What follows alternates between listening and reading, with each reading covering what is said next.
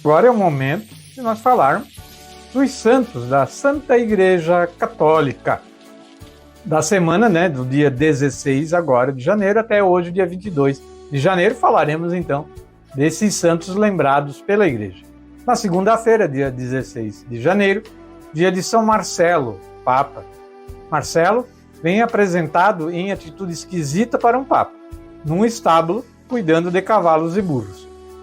Diz uma lenda que, enquanto o Papa Marcelo celebrava missa em casa de Patrícia Romana e repreendia o imperador Maximiano pela sua crueldade contra os cristãos, o imperador, irritado, mandou invadir a casa, transformá-la em estrebaria e obrigou Marcelo a tomar conta dos animais. Ali ficou até morrer. Por isso, é o protetor dos que cuidam desses animais. Conforme a mesma lenda, trata-se da Patrícia Luciana, nome da mulher. Sua casa era exatamente no lugar onde hoje temos a igreja de São Marcelo. Mas a igreja atual foi construída sobre outra, queimada em 1519, que fora edificada no começo do século IV. Escavações revelaram uma lâmina de chumbo com inscrições referentes ao corpo de São Marcelo, Papa e mártir, e também de outros. Interessante, né? Na terça-feira, dia 17 de janeiro, dia de Santo Antão, o abade, o grande abade, da nossa Santa Igreja. Antão é o monge mais ilustre da Igreja Antiga. Viveu mais de 100 anos, de 250 a 356, 106 anos. Sua biografia foi magistralmente escrita por Santo Atanásio, seu discípulo e amigo. A propaganda da sua extraordinária experiência de vida santa lá no deserto, mesmo sem os meios atuais de comunicações, atingiu rapidamente todo mundo. Peregrinos, bispos, padres, monges dos mais distantes lugares do mundo iam receber conselhos e conforto de Antão. Até Constantino, o imperador, e seus filhos estiveram em contato com o Anacoreta. Ele sofreu tentações de todo tipo. Não obstante sua austeridade de Anacoreta para consigo mesmo, era santo, humaníssimo e compreensível para os outros. Isso o tornou popularíssimo. Ele é também o protetor dos animais domésticos, Santo Antão. Na quarta-feira, dia 18 de janeiro, Santa Prisca, mártir. As atas de Santa Prisca dão como certo o seu martírio sob Cláudio II, no ano entre 268 e 270, e sua sepultura na Via Ostiense. De lá, seu corpo foi trasladado para o Aventino. Não passa de lenda de que ela tenha sido batizada por São Pedro, aos 13 anos. Tenha trabalhado ao lado dele e sofrido um martírio como a primeira no Ocidente. Isso não é certo. O corpo da protomártir estaria nas catacumbas de Priscila, as mais antigas de Roma. No século VIII, começaram a identificar a mártir romana como Prisca, mulher de Áquila, de que fala São Paulo. Saudai Prisca e Áquila, meus cooperadores em Cristo Jesus, pela minha vida eles expuseram suas cabeças.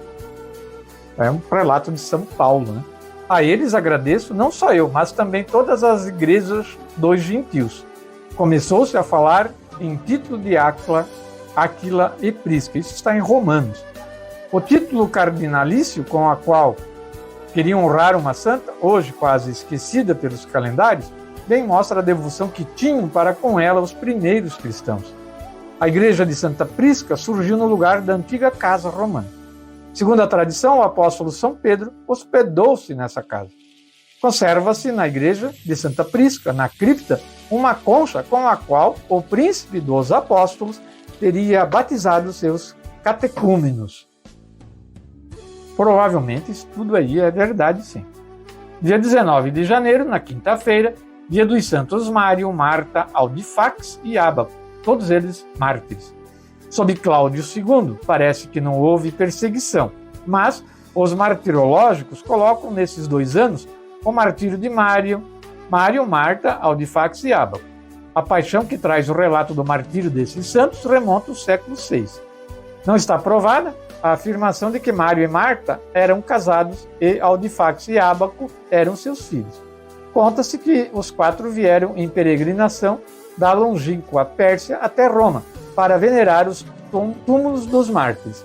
Mário, ajudado pelos familiares e por um padre, teve a oportunidade de honrar 260 mártires, cujos corpos, decapitados, jaziam abandonados às intempéries do tempo. Ele lhes deu uma digna sepultura na Salária. Foram pegos em flagrante em sua obra de caridade e, sob o prefeito Flaviano e o governador Marciano, foram martirizados. Não quiseram prestar culto ao imperador, por isso, alguns pensam que eles padeceram sob Décio, que sucedeu a Felipe, o árabe, em 249. Os 3 homens foram mortos na Via Cornélia e Marta num poço, ali perto.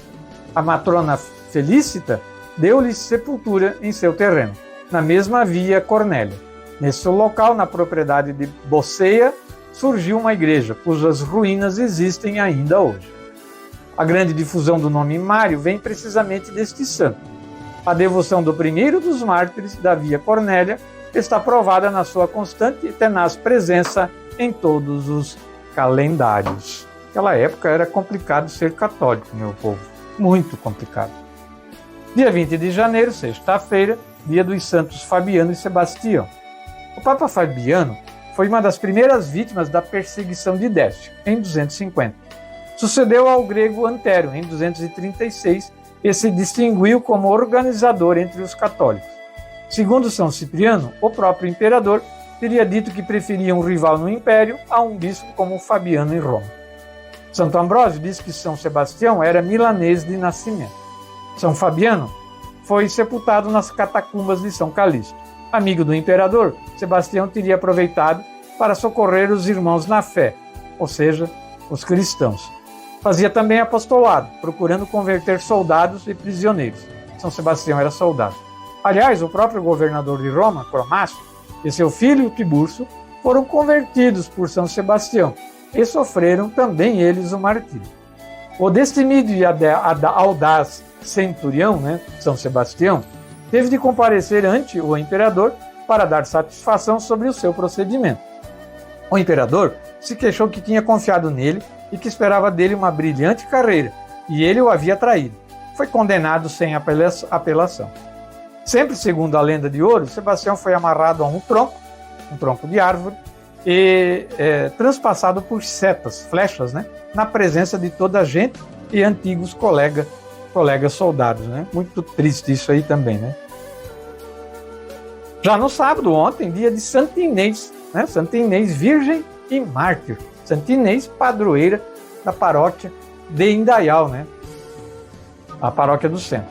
A existência desta mártir de 12 anos, que viveu no início do século IV e foi vítima da feroz perseguição de Diocleciano, sempre ele, é bem documentada. Santo Ambrósio, com essas palavras, falou: em um corpo tão pequeno havia lugar onde ferir? As meninas da sua idade não resistem ao olhar repreensivo dos pais, e a picada de uma agulha a faz chorar. Inês, porém, oferece o corpo inteiro ao fio da espada, que o carrasco vibra com todo o furor sobre ela. Em volta de sua pessoa, quiseram tecer as mesmas vicissitudes das outras virgens romanas, também escritas no cânon da missa. Segundo essa lenda, até o filho do prefeito de Roma foi tentar contra a pureza de Inês. Uma vez desprezado, delatou-a como cristã. O prefeito ordenou-lhe prestar homenagem à deusa Vesta. Levaram-no a um lugar infame. O primeiro homem que se aproximou dela caiu morto a seus pés. Então a decapitaram. Santa Inês, grande mártir. E hoje, domingo, é dia de São Vicente, diácono e também mártir. O diácono espanhol, São Vicente, é o mártir mais célebre da Península Ibérica. Um século após o seu martírio, Santo Agostinho dedicava-lhe o dia 22, e nesse dia fazia um sermão sobre ele. Nasceu sobre Diocleciano. Esteve preso em Valência, na Espanha.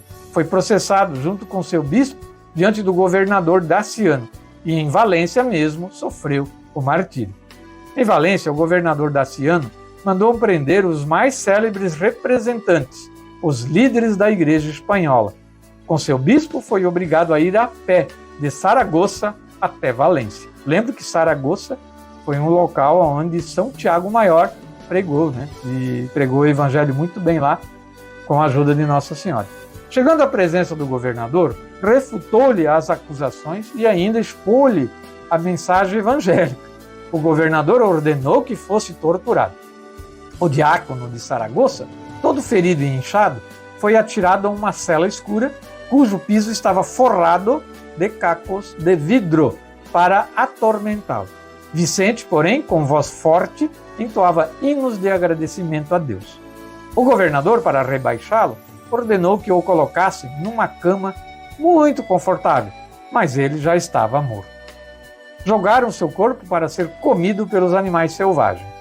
Uma grande águia não deixava que os animais se aproximassem do corpo dele. Daciano, então, ordenou que jogassem seu corpo no rio, depois de tê-lo amarrado a uma pedra. O corpo, milagrosamente, não afundou. Voltou à margem e os católicos o sepultaram. No local, os cristãos erigiram-lhe uma igreja como túmulo.